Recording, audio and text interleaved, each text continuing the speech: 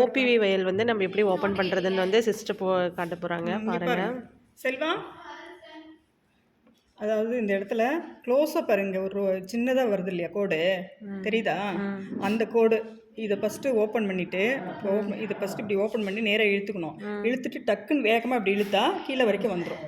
Scissor use பண்ண தேவையில்லை. அப்புறம் எடுத்துட்டு அது இப்படி இழுத்துட்டோம்னா கீழே வரைக்கும் வந்துருச்சுன்னா அதுக்கு பிறகு இது ரெண்டு ஓப்பன் ஆகிடும். அப்புறம் அந்த உள்ளே இருக்கிற கார்க்கு எடுத்துகிட்டு ட்ராப்பரை போட்டுக்கலாம். அவ்வளோதான், ரொம்ப சிம்பிள். இந்த இடத்துல வந்து கோடு வருதா, இங்கே ஒரு கோடு, இங்கே ஒரு கோடு, இதை மட்டும் நம்ம ஃபோர்செப்ஸால் இப்படி ஓப்பன் பண்ணிவிட்டு இப்படி நேராக வச்சு இப்படி பிடிச்சி டக்குன்னு இழுக்கணும். வேகமாக மெதுவாக இழுத்தோம்னா இங்கேயே கட் ஆகிடும். சீக்கிரம் நல்லா ஓப்பன் ஆகிடும். இதுவும் நல்லா ஓப்பன் ஆகும். இப்படி பிடிச்சி இழுத்தோம்னா கீழே வரைக்கும் ஓப்பன் ஆகிடும். ஓப்பன் ஆகிட்டா இங்கே கேப் வந்துடும்.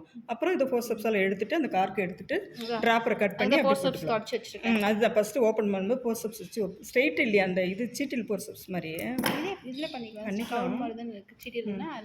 சீட்டில் நல்லா நீட்டமாக இருக்கும். இப்படி போட்டு ஈஸியாக இருக்கும். இது கருடாக இருக்குது, அதனால அவ்வளோதான்ப்பா, சிம்பிள். வேறு ஒன்றும் இல்லை. இதில் பார்த்துக்கோங்க, அந்த கோடு பாரு வரும்.